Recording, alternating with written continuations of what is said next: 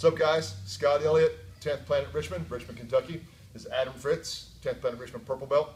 Today we're going to go over Shooto Series 2. This is from my old training with Sensei Eric Paulson. And I think it's really good to expose a lot of people to some of the different leg locks of the Shooto system.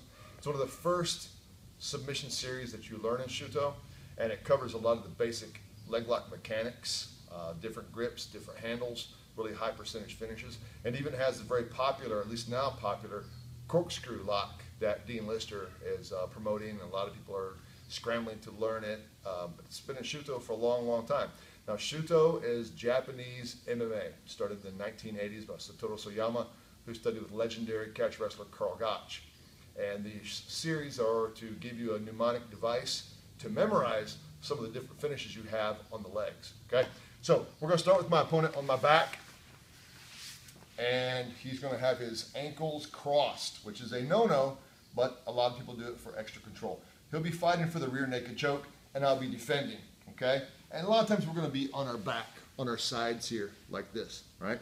Now, notice how his feet are crossed, right? In jiu-jitsu, this is normally frowned upon for good reason. His ankles or heels are supposed to be locked back into my inner thighs, but he crossed them. He feels like he has more control. I can cross either foot over his first and then figure four, but the leg that he has on top, it's usually better to cross that one on top. If I cross the bottom one on top, the opposite, it ends up being more of a straight foot lock. As I bend this down, his ankle is being bent straight over the bottom shin. So I would cross him, figure four him, and then I would arch. And that's going to hurt. But if I cross the other one, you see that it ends up bending his toes downward this way. So now it's like an inverted heel hook type action. I hip into it and lock him out that way. Okay?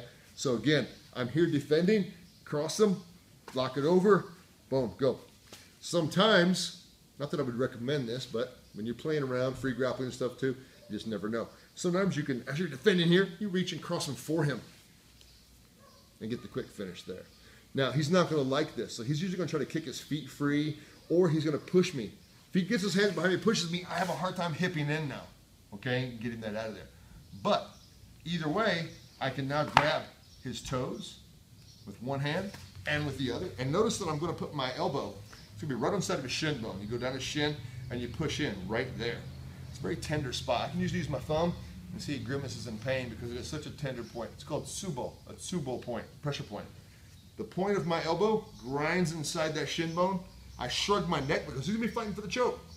I keep that off, and I'm going to grind that in just above the shin bone as I curl his toes towards me. Okay? Now, he's not going to like that. If he can't get my face, a lot of times he'll get the arm. He'll start ripping the arm off. That's when the hand goes here. And I'm controlling the knee so that he can't drag and push that away.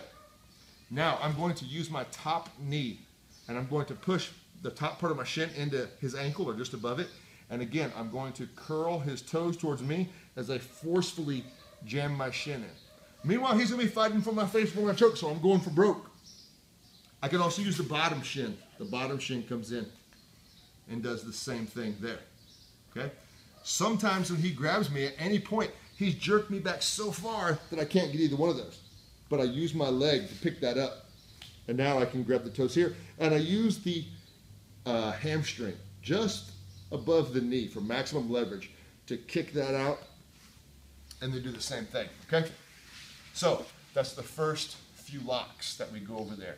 Now, so again, he crosses his feet, I'm fighting the choke, hook one leg over, this is number one, arch it, okay? That is so good. Sometimes you can just go like this. See how his toes will be arched down the same way? Sometimes you can get that. Number one is just here, cross him over, arch in, okay? He starts trying to kick free, whatever. I come down, elbow in the shin, working a shin lock and toe hold. Hold his knee, top knee comes in. Remember, that's because as I'm fighting here, he's fighting me. He's trying to pull it back and I go here.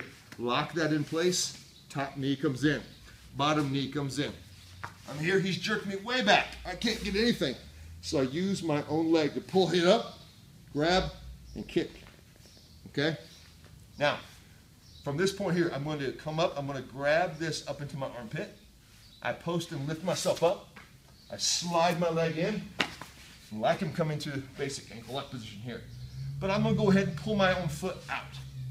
That way I'm going to almost a 50-50 position. We're not there yet. We will be when I bring the leg on the other side. I could keep this foot right here. One danger of it is he sits up and grabs my heel, and he's pulling my heel against his own body. If we turn around just a little bit, right here my heel is being pulled against his own crotch, his groin, and it's going to heel hook me, just like that. Okay? Dean Lister teaches to take this foot from out of the middle and we stick it across the far side so that it's on this other leg. And now he can't pull and get any good leverage. Okay? Regardless, for Shooto Series 2, the leg comes out and both feet are scissored here. And I'm going to sit. Okay? Now, the first one is your standard ankle lock. We're breaking a fist. We grab the fist. We hold it up high. I squeeze tight. Expand my chest. Arch.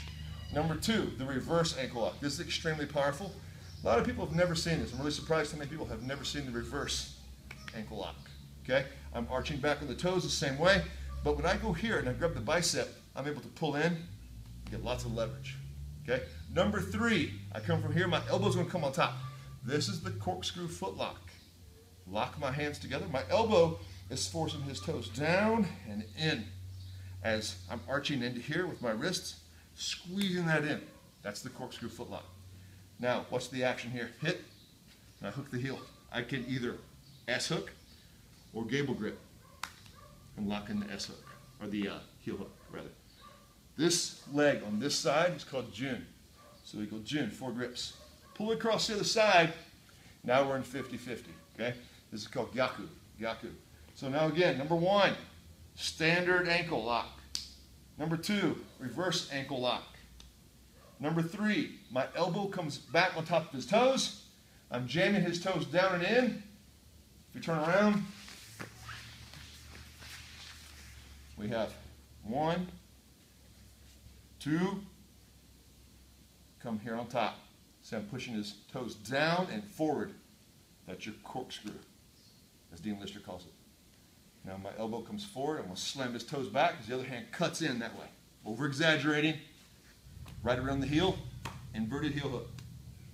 Okay? Come back to the regular side. And now my leg's going to retract here. I kick his legs open.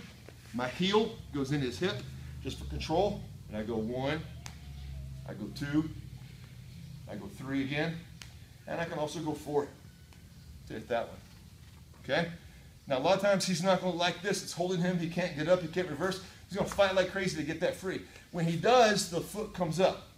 In Japan, remember, if you watch Pride, some of the other MMA events, it's legal to kick to the face.